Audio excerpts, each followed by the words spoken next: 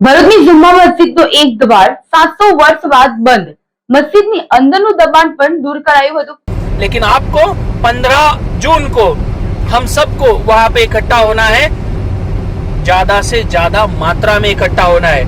देखिए, शत्रु बहुत ज्यादा संख्या में आते हैं, हमें भी ज्यादा संख्या वहां दिखानी पड़ेगी। ભરૂચ લાલ બજાર નજીક રાષ્ટ્રીય ધરોહર જુમા મસ્જિદ આવેલી છે અને આ જુમા મસ્જિદને ગુજરાતીમાં જુમા મસ્જિદ અને ઉર્દુ ભાષામાં જામા મસ્જિદ કહેવાય છે। આ મસ્જિદમાં શુક્રવારની નમાજની મહત્વ હોવાના કારણે દર શુક્રવારે જુમ્માની નમાજ અદા કરવા માટે મોટી સંખ્યામાં મુસ્લિમ બિરાદરો નમાજ અદા કરી ઇબાદત કરતા હોય છે। પરંતુ આ રાષ્ટ્રીય ધરોહર ભારતીય પુરાતત્વ વિભાગના નિયમ વિરુદ્ધ સંકલન ચાલતું હોય તેવા આક્ષેપ સાથે રાષ્ટ્રીય ધરોહરની એક ચાવી મુસ્લિમ બિરાદરો પાસે રહે છે તેવા અલગ અલગ મુદ્દાઓ ઉપર આંદોલનનું રણશીંગું ફૂંકાયું હતું અને જુમ્મા મસ્જિદને મૂળ સ્થિતિમાં લાવવા માટે સંતો મહંતો મેદાનમાં ઉતર્યા હતા। 6 મહિનાથી ચાલી રહેલા આંદોલન બાદ આખરે જુમ્મા મસ્જિદનો એક મહત્વનો દ્વાર લોક સાથે સીલ કરવામાં આવ્યો છે। તો જુમ્મા મસ્જિદની અંદર ગેરકાયદેસર દબાણ થયું હોય તેવા આક્ષેપ સાથે તોડવામાં પણ આવ્યું હતું।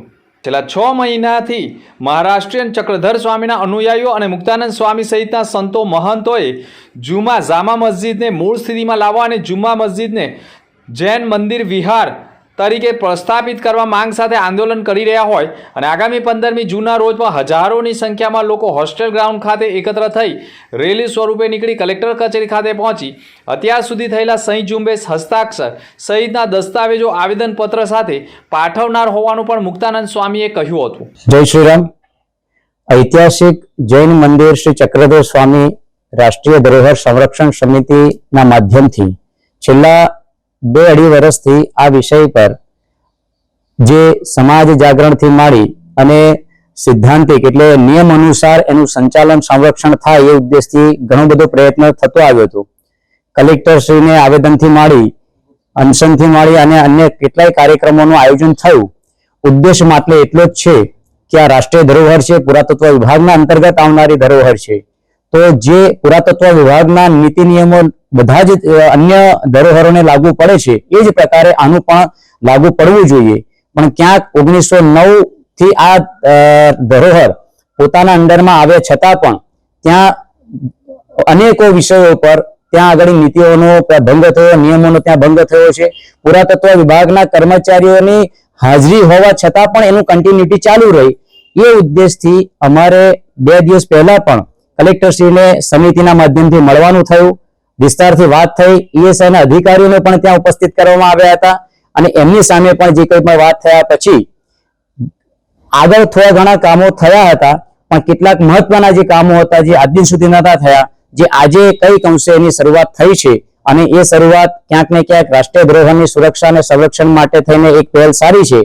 પણ હજુ પણ કેટલીક એવી બાબતો છે, 100 મીટરની અંદરમાં આવનારા જેટલા પ્રોટેક્ટેડ સ્થાનોના જે મકાનો છે તે એ પણ ક્યાંક ને ક્યાંક ખોટી રીતે નિર્માણ થયેલા છે, પ્રોટેક્ટેડ મોન્યુમેન્ટને નુકસાન કરનારી સ્થિતિમાં છે। તો એના માટે પણ આગામી સ્થિતિ થશે એવી અપેક્ષા છે।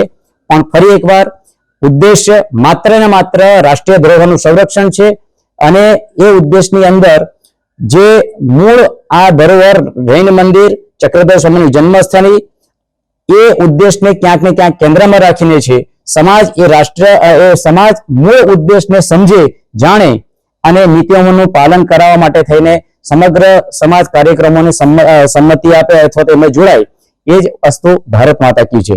15 જૂનના રોજ શું કાર્યક્રમ હશે? 15 જૂનના રોજ જે અત્યારે આપણે સમાજ જાગરણ માટે થઈ સમાજ સુધી આ વિષયને લઈ ગયા હતા અને હસ્તાક્ષર અભિયાન આપણે કર્યું હતું। આ હસ્તાક્ષર અભિયાન અંતર્ગત જે કંઈ પણ હસ્તાક્ષરો ભરૂચ જિલ્લાની અંદર, ભરૂચમાં અને મહારાષ્ટ્રમાં આ 2 જગ્યા પર આ અભિયાન ચાલ્યું હતું। આ તમામ હસ્તાક્ષરો જે એકત્ર થયા છે એનું અર્પણનો એક કાર્યક્રમ છે, એક આવેદનના રૂપમાં આ કાર્યક્રમ રહેવાનો છે। 4 થી 5,000 લોકોનું આ સ્થાન પર આવવાનું છે અને એનું કાર્યક્રમ થવાનો છે। તો આ જુમ્મા મસ્જિદના વિવાદમાં જુમ્મા મસ્જિદના ટ્રસ્ટીઓએ પણ કાયદાકીય લડત આપવા માટેનું આહવાન પણ કર્યું છે। दंडोत प्रणाम। जय श्री चक्रधर। हमारे साथ है आदरणीय श्रद्धेय नासिक निवासी महंत श्री हिवरखेड़कर बाबा जी और हम सब लोग वहाँ गए थे। काफ़ी अच्छी बैठक रही।